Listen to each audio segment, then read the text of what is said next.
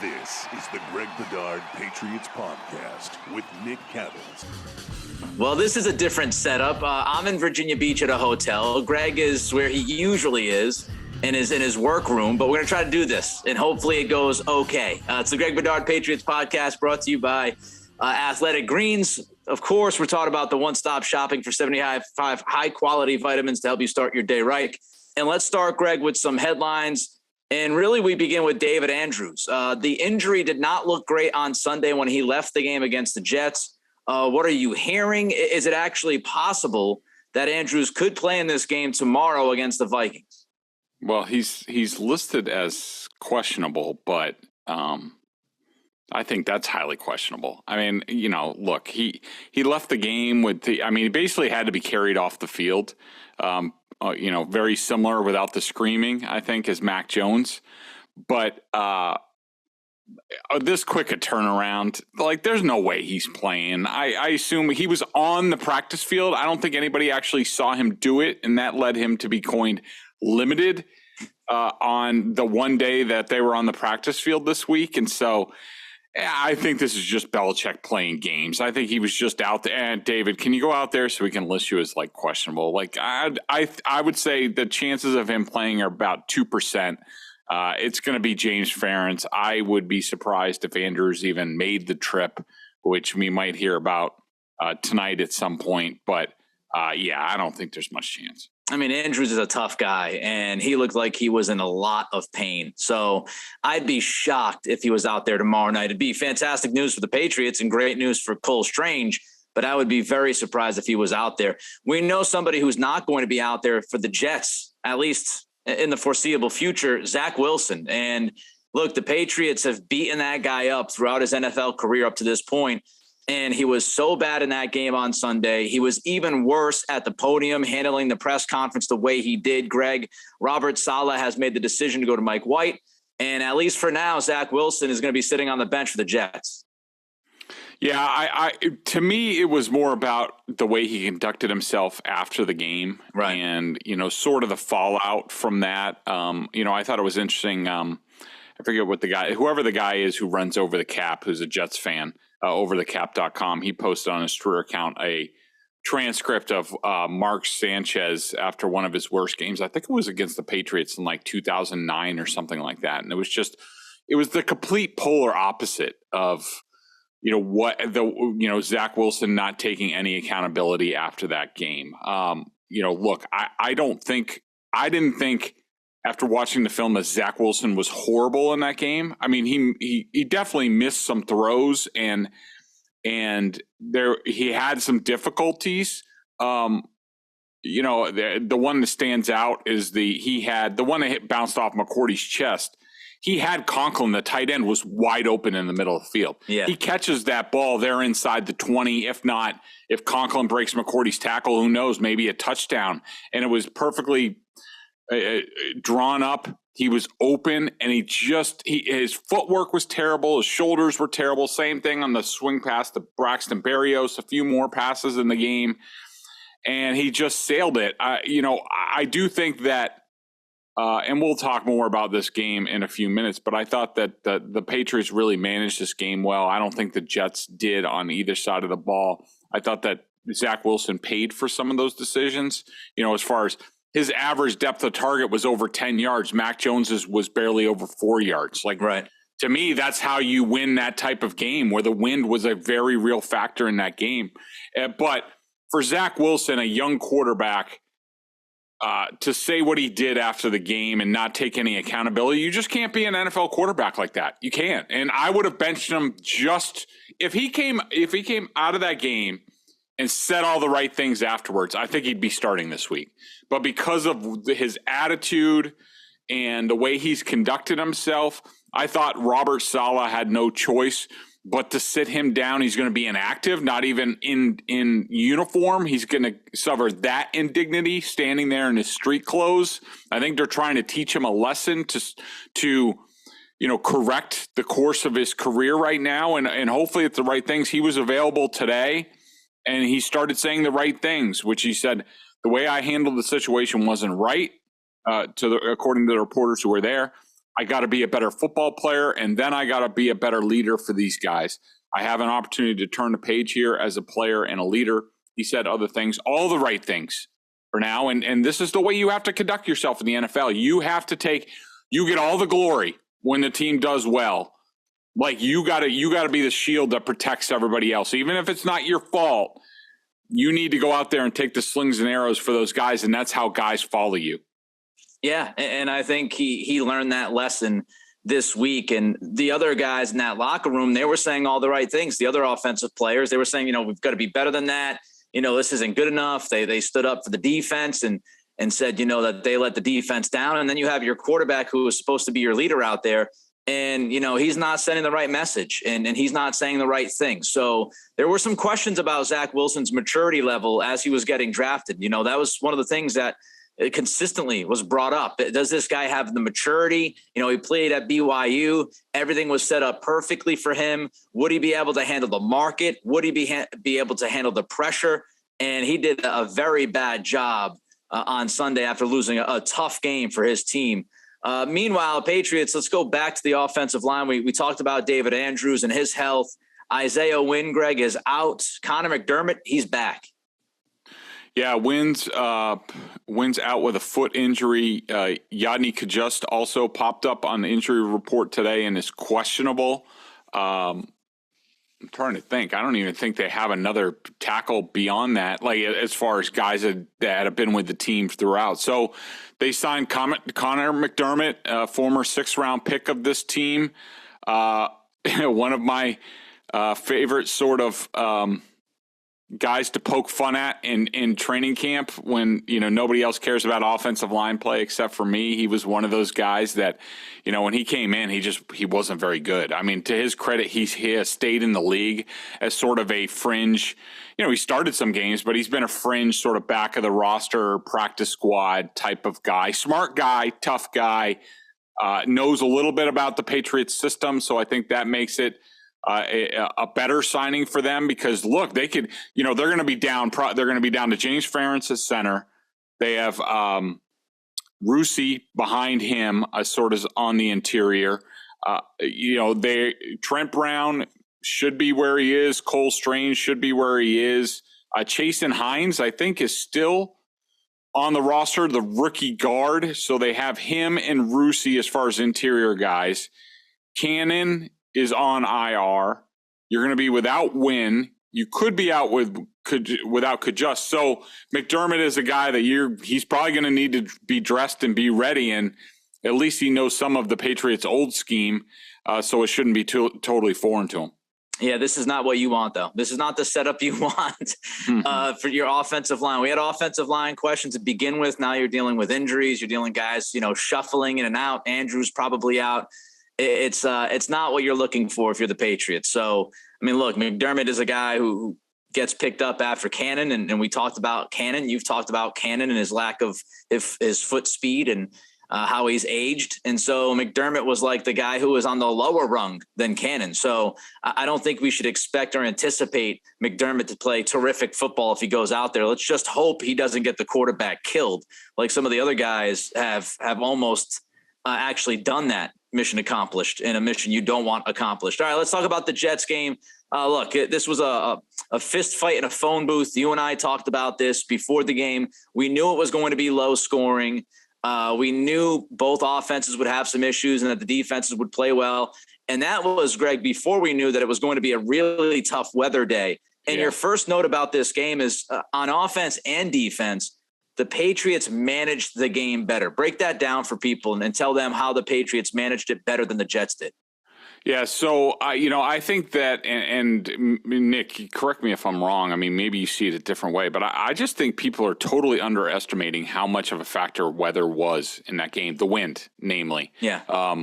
We didn't know anything about it, bad on us about our discussion. We probably would have been like, definitely pound the under if it's going to be windy. I mean, it was, walking into the stadium, it was unbelievable. And I'm not one of these guys who gets there 3 or 4 hours early. I was there like an hour before kickoff. So, I was feeling sort of the real stuff. And I think Belichick alluded to it in his post-game press conference where he said, it wasn't so much the wind. It was just that it would gust. It would die down and then really gust like 30, 40 mile an hour winds. I mean, when I'm watching the coach's film and the end zone view comes up and the goalposts are right there and you're seeing them swaying back and forth the whole first half into the second half, like that's significant. I mean, that's something that has to be managed, especially if you don't have Josh Allen.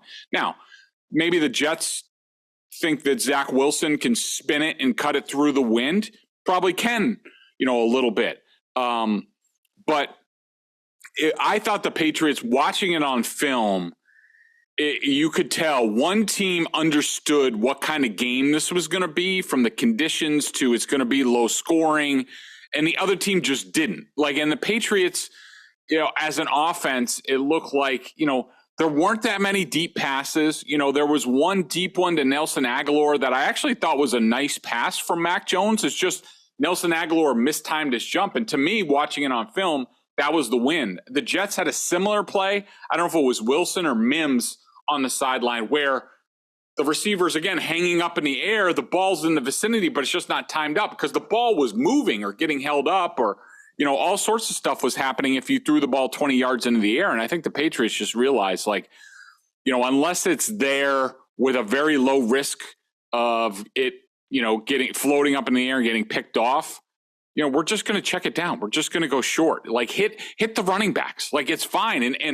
And the Jets on defense, Robert Saleh is one of these cover 3 type of guys. We do what we do. And he didn't say, oh, well, it's really windy. Mac Jones doesn't have the strongest arm. Maybe they're not going to throw very deep. Maybe we should compress this thing and take away the understuff and make them throw over the top, which is basically what the Patriots did on defense. They're like, Zach Wilson is talented, but we want him to throw as deep as possible into that wind. He might throw us a couple of balls. And I thought that the Patriots took away the shorter stuff, the quicker stuff that the Jets would have liked to have done. The Patriots packed it in more, and that left Zach Wilson to, all right, now I got to scramble around. Now I got to throw over the top and throw off platform.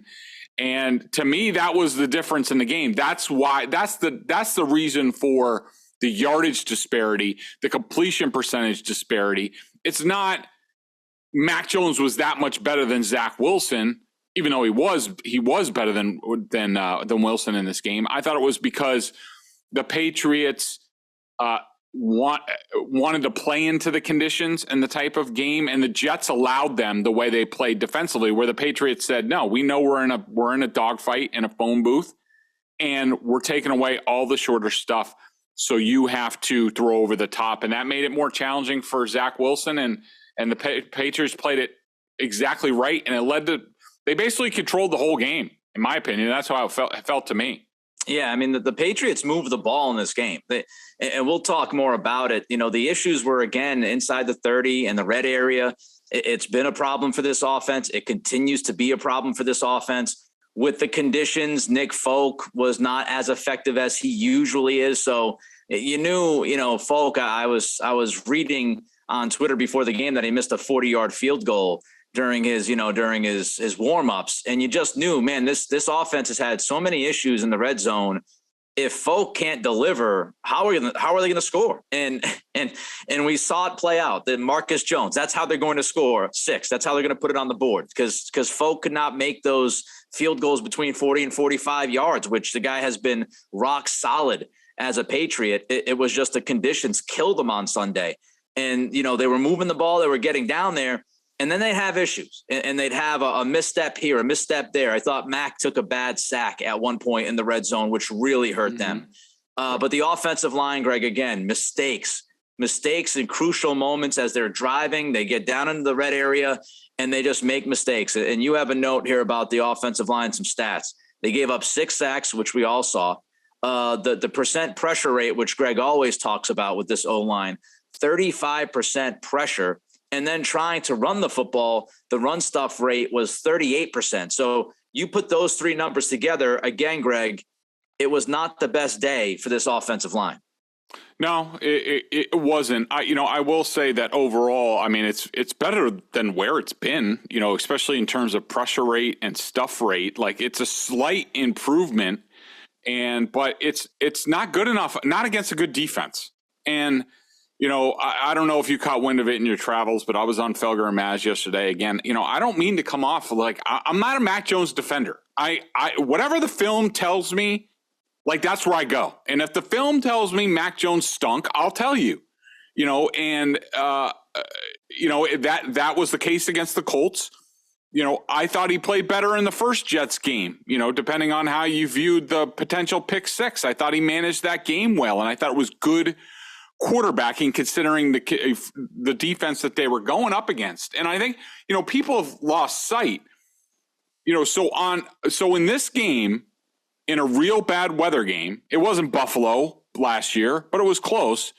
Almost 300 yards, 13 first downs, averaged 5.5 yards per play.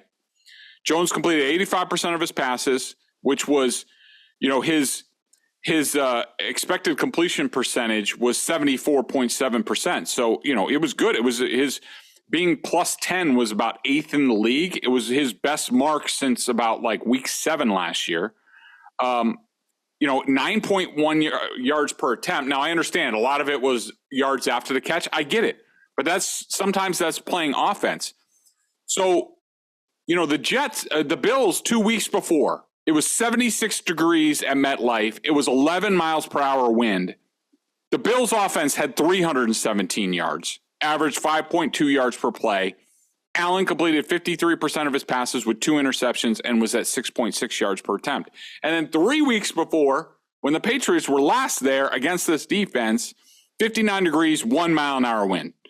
Patriots had almost 300 yards, 19 first downs, averaged 3.8 yards per play, completed 68% of their passes, 5.5 yards per attempt. So this was better than they were 3 weeks ago. It was better than the Bills were on a perfect day 2 weeks ago. So you got to keep things in context that, like, it wasn't good, tough wind, tough opponent, but I do think that there was progress made. But you're absolutely right, Nick. The stuff inside the 30-yard line, like, just can't go on. And to me, it starts with the offensive line.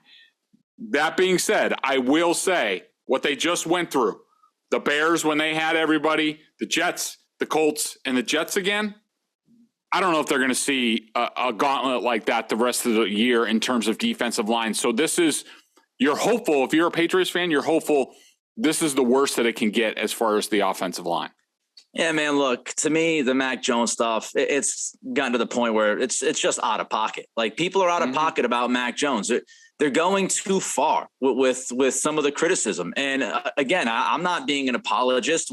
When he plays bad, I'll say he played bad. I tweeted out on Sunday that, to a layman watching the game, considering what you just brought up, this Jets defense, the Jets front seven, the weather, the inability to run the football consistently, your offensive line mistakes in front of you, all of those things. I thought Mac played, I said really well, maybe really was a little bit of a stretch, but I thought he played well. They moved the football against a really good defense. And I thought he looked more comfortable than he had looked before the bye week.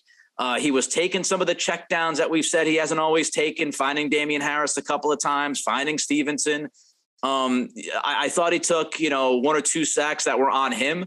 That he could have thrown the football away, and one of those was in the red zone and caused a deeper kick for Folk, which he missed. I thought that was just a killer of a sack to take. Absolutely. But I thought the dude played well, and it's just to me, it's gotten lazy now. It's the easy go-to. Oh well, it's Mac Jones. It's Mac Jones. Like, people were tweeting at me, and I'm like, did we watch the same game? Like, I walked away from that game not sitting there saying, oh, Mac Jones is the reason why they only scored 10 points. I mean, again, your field goal kicker missed two kicks that he usually makes if the weather's better.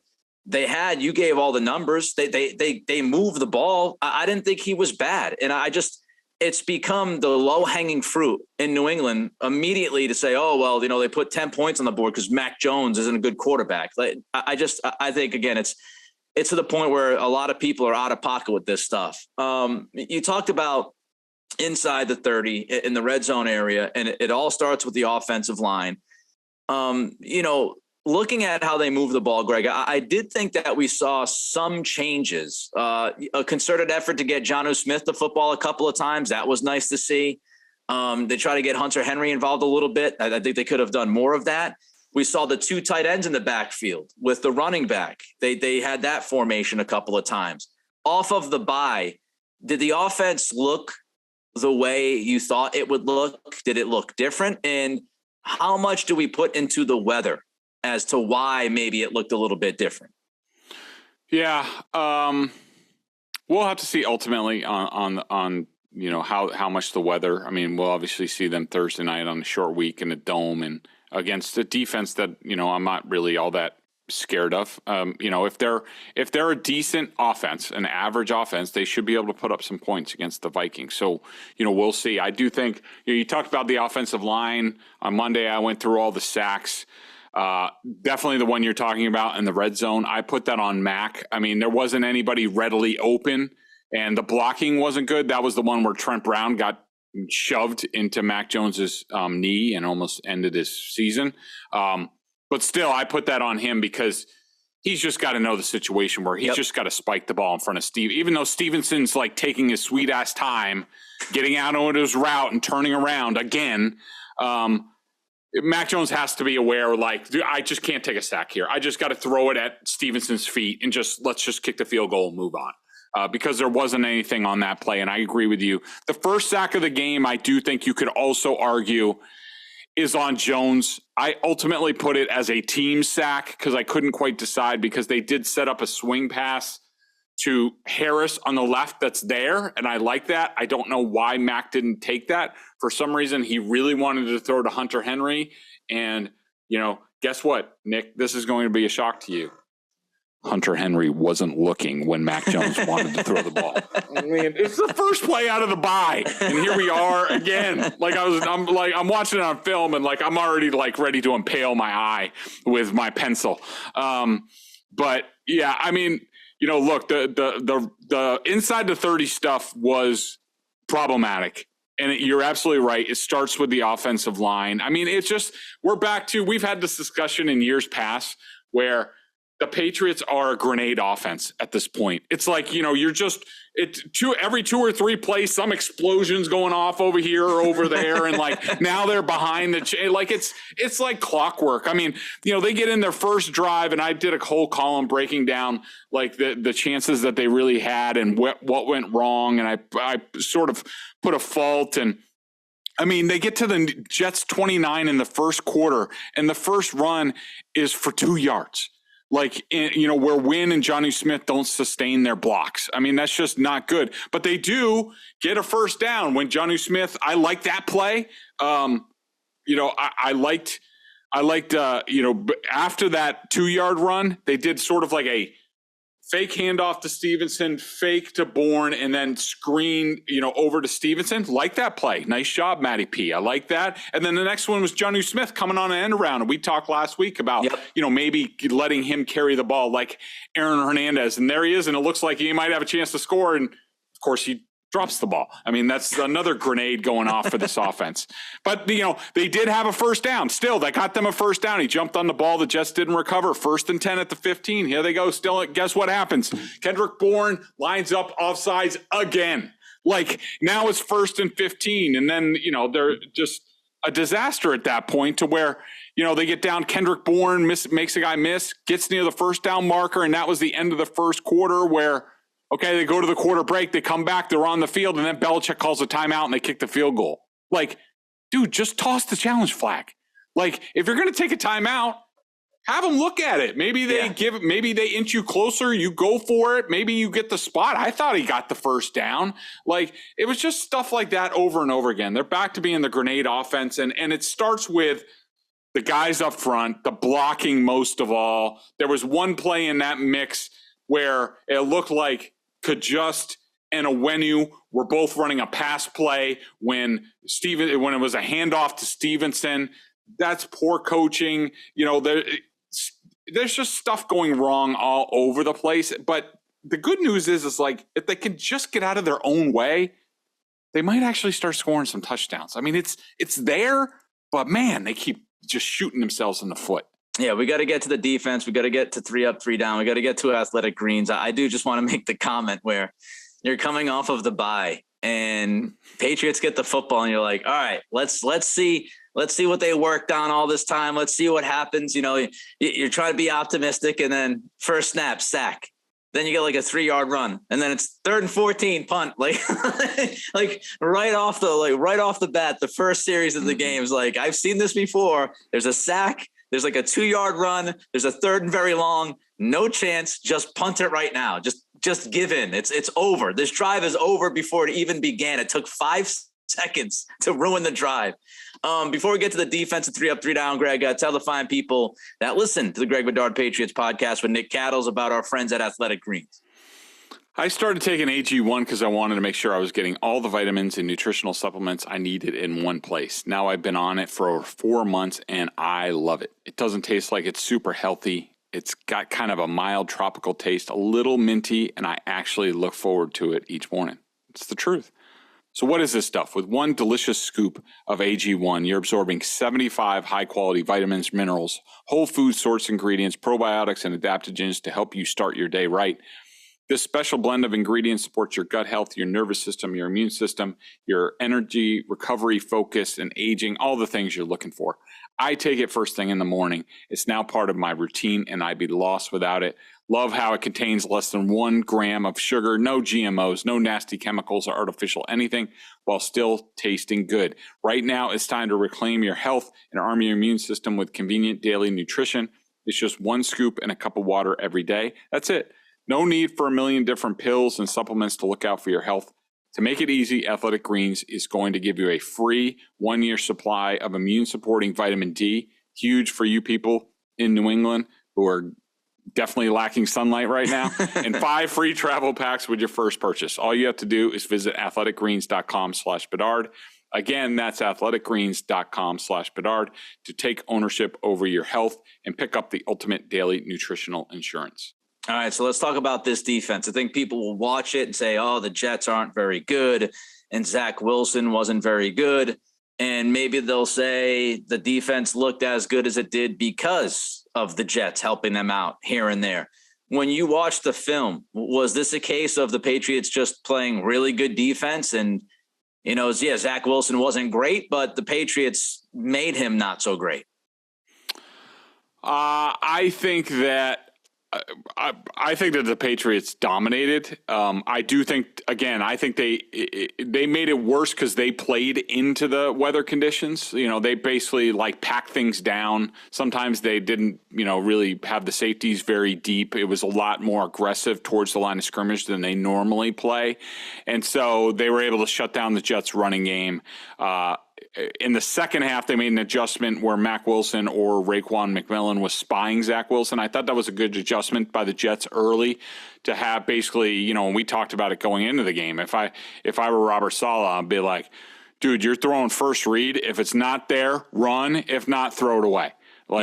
And it looked like that's what they wanted to do in the early going. And I thought that for a while, Wilson was managing the game well, and the Jets were doing some things. But I think at the end of the day, you know, that Jets offensive line is very challenged. The Patriots beat them up front. The interior guys played well. The edge guys played well. Judon did his thing. I thought the linebackers played really well, all of them. To me, it was the highest graded linebacker game that I can remember, probably in a few years. You know, all of them, from Juwan Bentley to Jelani Tavai to Mac Wilson, Raekwon McMillan, and then the cover guys did their thing, you know, which they do. They had a couple iffy plays here and there. Jack Jones gave up a 30-yard sort of punt.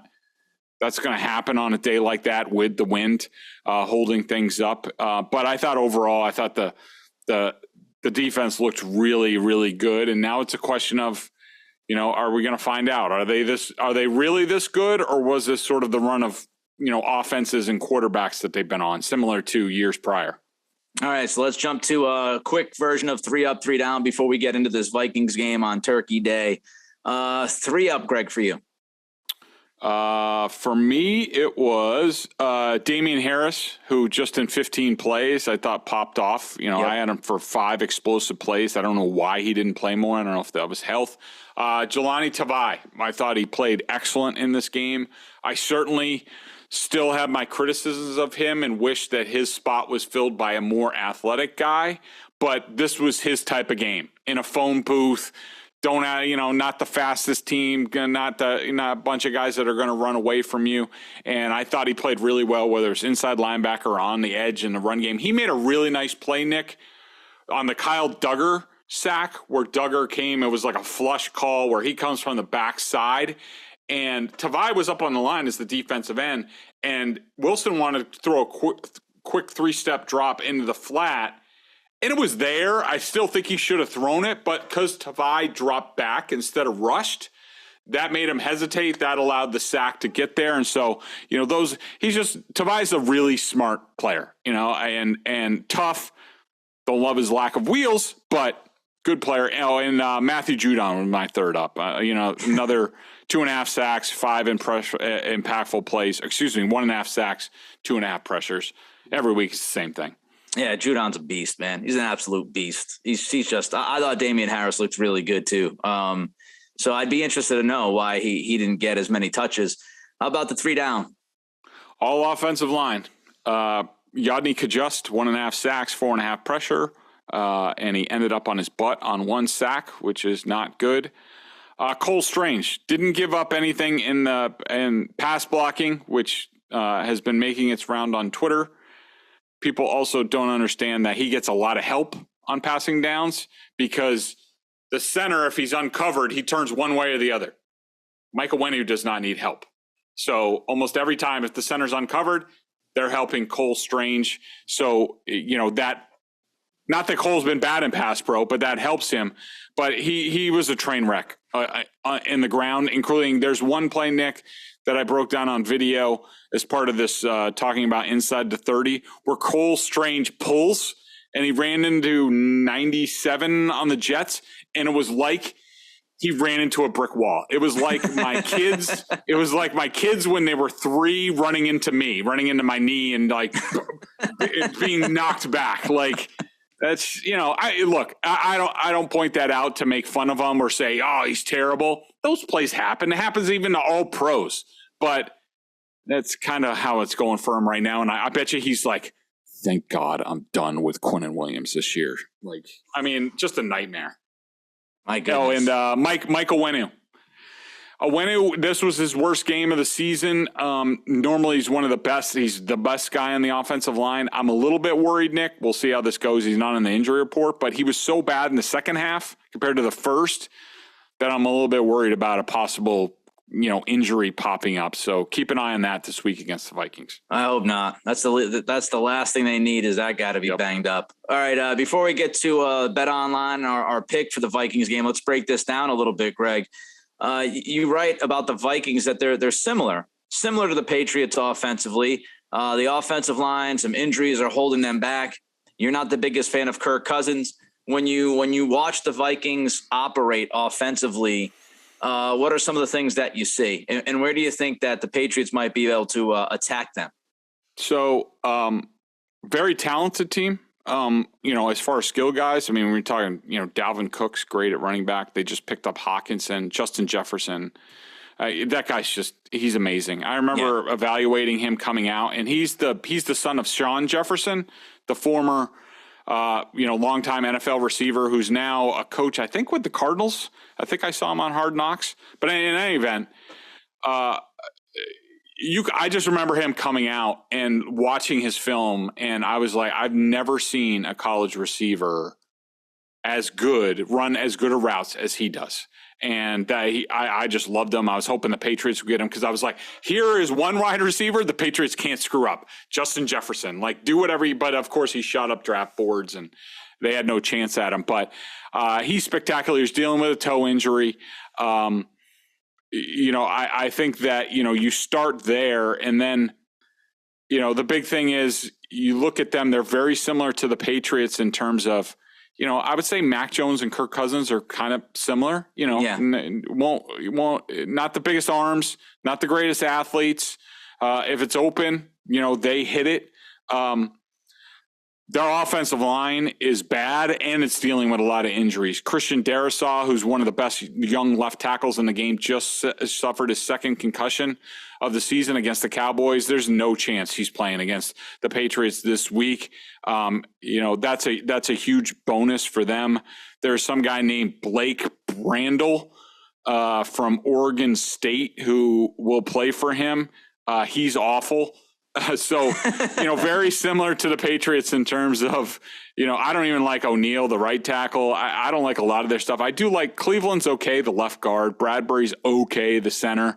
But this is similar to the Patriots, middling quarterback, good running back, good potential running game, good weapons on the outside, tight ends that you can throw to, but nobody can block for anybody. It's the same thing as the Patriots. Like, you don't know, Vikings can get loose. When the game gets loose, they can start to, put up some points against certain defenses. But I don't see how they score many points in this game against the Patriots because I think the Patriots are just going to own them up front. Wow. And when you watch, they obviously had the 425 game of the week against the Cowboys on Sunday. And they got throttled. They got embarrassed on national TV. So it'll be fascinating to see how they respond to that. And Nick, what else? And Thielen's their other guy at receiver who I left off. Who I haven't dug huge into their offensive film. I watched 2 games worth of their defensive film, and I'm halfway through the Bills game. I don't know. I don't see Thielen very much. KJ Osborne is another guy. One thing to know about the Vikings. Another thing that plays into the Patriots in this matchup, the Vikings have been terrible this year against man coverage. They rank near the bottom of the league in all sorts of categories. The Cowboys play a lot of man coverage. They struggle with that. The Packers, the 2 lowest scoring games were against teams that play a lot of man coverage, and Patriots are right up there in terms of man coverage, and they do it well. So you combine the coverage with the potential mismatch up front. You're looking at a potential, similar to what the Cowboys just did to them. I don't know if the Patriots are going to score 40 points, but that potential. Yeah, the Cowboys labeled them. And so defensively, I think the questions from the very beginning of this year for Minnesota, it was about that defense. And what have you seen when you watch them defensively? I know you look at that run defense and you think they've got some question marks there. Yeah, I do not like their interior guy, even though there's some hope. I think he's questionable that Dalvin Tomlinson is able to play. He hasn't been playing. He's been dealing with a knee injury all season. And I was just switching. I just want to take a look at their base. I do not like their interior. I mean, look, Preston Zadarius Smith on one side, really good edge guy, but nothing, huge. Danielle Hunter, another good guy on the edge, but nobody who's dominating. I don't like their linebackers all that much. I do still like Peterson at corner, but he's not what he used to be. Shelley, the other outside corner, is okay. I really like this Chandon Sullivan kid, who is their slot cornerback, and Harrison Smith, their safety. I just think that the Patriots, I watched the Cowboys ran all over them. The Bills had success running against them, and they can't run the ball at all. I mean, this should be a game where the Patriots are actually able to be balanced offensively and, really play into that. And you talked earlier, Nick, about things that I wanted to see from this team and whether I saw them in this game. At times, I don't know if you saw it the same way, but I thought the Patriots were much better under center. They look like a much better team. They ran the ball. Yeah. They ran play action. They did that up until they got to the 30, and then all of a sudden, here we go. Shotgun, one back, gun runs, crap protection. Hopefully this is a game where they say, you know what? Let's be the more physical team. We can be the more physical team. Let's line up. I wish they had a fullback to put back there for a game like this, but let's just go. Let's let our guys get going in the running game, run blocking, and let's go from there. All right. So last week, 9-1. That's where I'm at. Greg is at 8-2.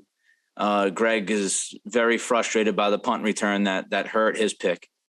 says it should have been a field goal game, but it wasn't, Greg. That's not how these things work. And this week we've got the Vikings minus 2.5. The game obviously is in Minnesota, so the Pats are the road dog, minus 2.5. The over-under is 42.5. Greg, where do you sit on this one? I love the Patriots in this matchup. It's going to take, the offense is actually going to have to do something in this game, which makes it a scary proposition. But, I think after my hope is that after facing the Colts front and the Jets front in their last 3 games, that the Vikings are going to look easy in comparison and that they're going to be able to execute more consistently.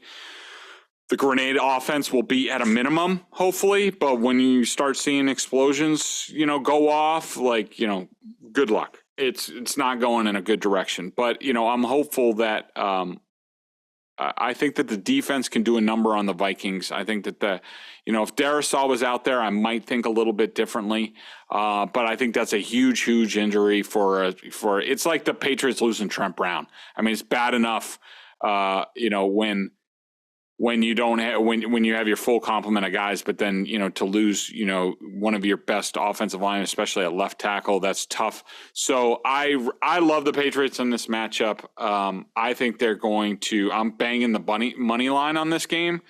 So I'm going to go with even though the Vikings are a team, if you get up on them, you better not ease up because they're coming back. Ask the Bills and other teams because that's where they're at their best. They've actually been basically outplayed the last 3 weeks, and they're 2-1 in those games. So I'm going to go Patriots 20-17. All right. I'm going to lean Patriots too. I think the coaching staff is, on a short week, quick turnaround here. What happened in that Dallas game. I do think the Patriots can run the football. If they can handle Cook coming out of the backfield, I think they got the secondary that I'm not going to tell I'm not going to say that they'll shut Justin Jefferson down because he's just so good. But I do think, Kyle Duggar will do a good enough job against Hawkinson. I do think they'll be able to handle Adam Thielen, whether, they double Justin Jefferson from time to time, whatever they do. I just think you can't give up the big plays to that guy, right? Keep everything underneath, GTFB, as Belichick would say. And I think the Patriots win the game.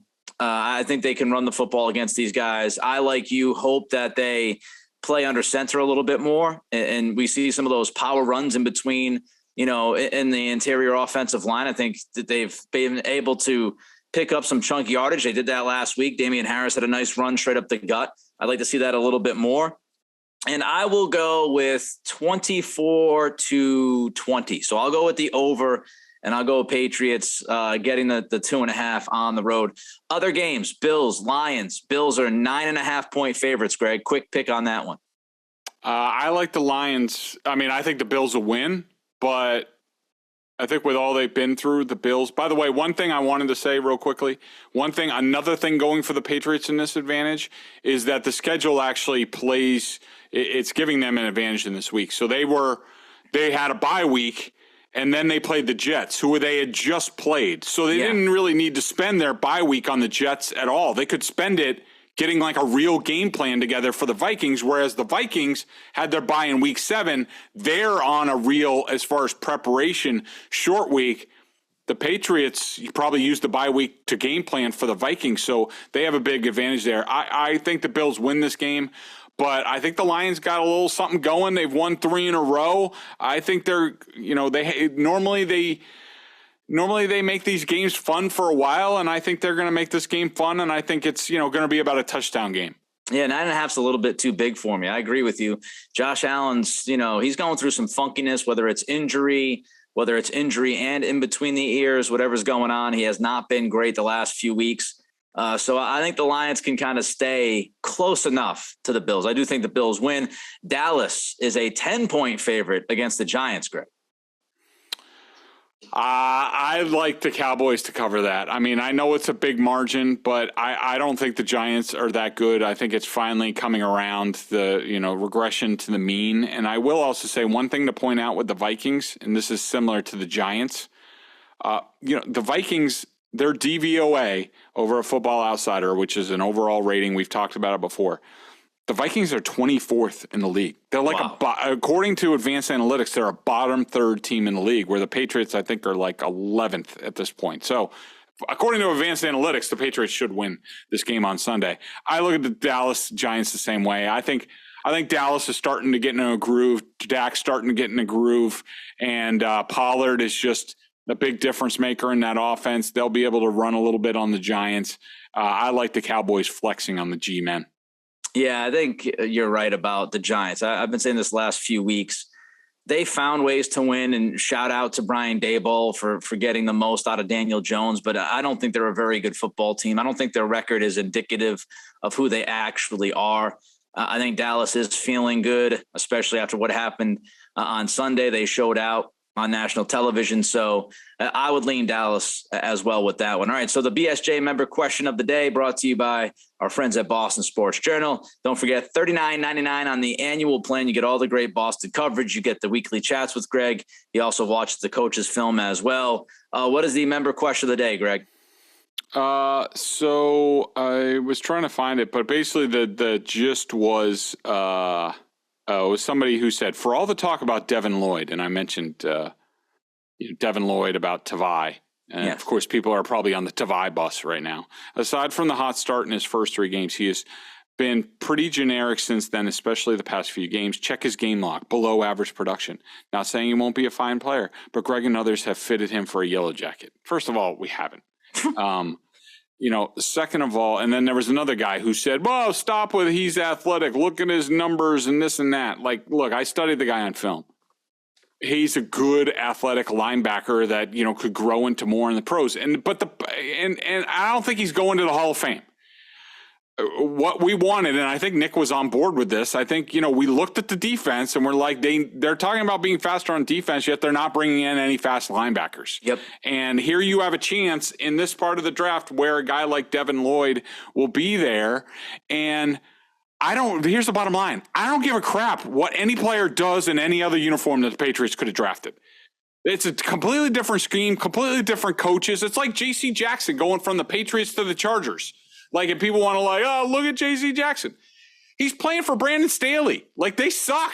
Like, maybe he's not using them the right way. Maybe he's not playing man coverage. Like, whatever it is, it's not working. My point is that I think you put those players in Patriot uniforms, especially Lloyd with Gerard Mayo here and Bill Belichick. I think Devin Lloyd with the Patriots had a chance to be a dynamite all-around, every down linebacker that this team lacks, and I'm not going to back down from that, no matter from his game log. Yeah, no, I mean, I thought Devin Lloyd was one of those guys in the draft. I was hoping the Patriots would pull the trigger. And look, I don't think the book is going to be written about all these guys, right? I mean, it's 1 year in, everybody settled the hell down, but I also wouldn't be taking any kind of victory laps. I wouldn't be taking any victory laps or anything like that when Cole Strange has looked the way he's looked without David Andrews on the football field. Okay. So if we're going to sit there and talk about Devin Lloyd and blah, blah, blah, blah, blah, Cole Strange, he's not playing well at all. So I think everybody. Speaking of rookies who have gotten benched. Yeah. I mean, come on. What are we doing here? I mean, the whole, I don't want to relive the conversation too much, but the entire idea was the value of an offensive guard versus the value of a guy at the second level of your defense who can go sideline to sideline. You can usually get a guard in the 3rd or 4th round, and those guys will be good enough. Belichick has done it plenty of times before. If you want somebody who is a legitimate athletic linebacker who can make an impact and can change games, you usually want to draft those guys in the 1st round. That was the argument of, Cole Strange, as Greg, I think he said at draft time, Cole Strange, if you do what you did, right? If they bring in Cole Strange the way they did, 1st round pick at guard, and I know this year's draft was a little different. You had 3 or 4 guards drafted in the 1st round. That's usually not the case. But if you're going to use a 1st round pick on a guard, that dude has to be like Hall of Fame worthy. Okay. Because you can get guards, right? You can find plug and play guys on the interior of the offensive line. You are not going to, find linebackers that have that athleticism that can make those game changing plays very often in the middle rounds. It's, you'll find them. Of course, there's always anomalies, but that was the beef. The beef was, what was the value of when you got Cole Strange and you could get one of those corners that were out there, one of the linebackers like Lloyd that was out? That was the argument. It wasn't apples for apples, folks. The argument was, could you get somebody who could play at the level of a Cole Strange in the second, third, fourth round at guard and take the guy that is that kind of athletic freak at the second level of your defense? That was the argument. Let's not move the goalposts. He's Greg. I'm Nick. I enjoyed this from a hotel room in Virginia Beach. I think we did okay. We'll watch the game tomorrow night. I think Greg will probably be doing the next one solo because I think I'm traveling over the weekend. But everybody enjoy the turkey, enjoy the cold beverages, enjoy the football tomorrow. Thanksgiving, one of the best holidays of all time, right? I mean, it's Christmas. I don't know, neck and neck for me. Until the next time, he's Greg, I'm Nick. Be well. Happy Thanksgiving, everybody.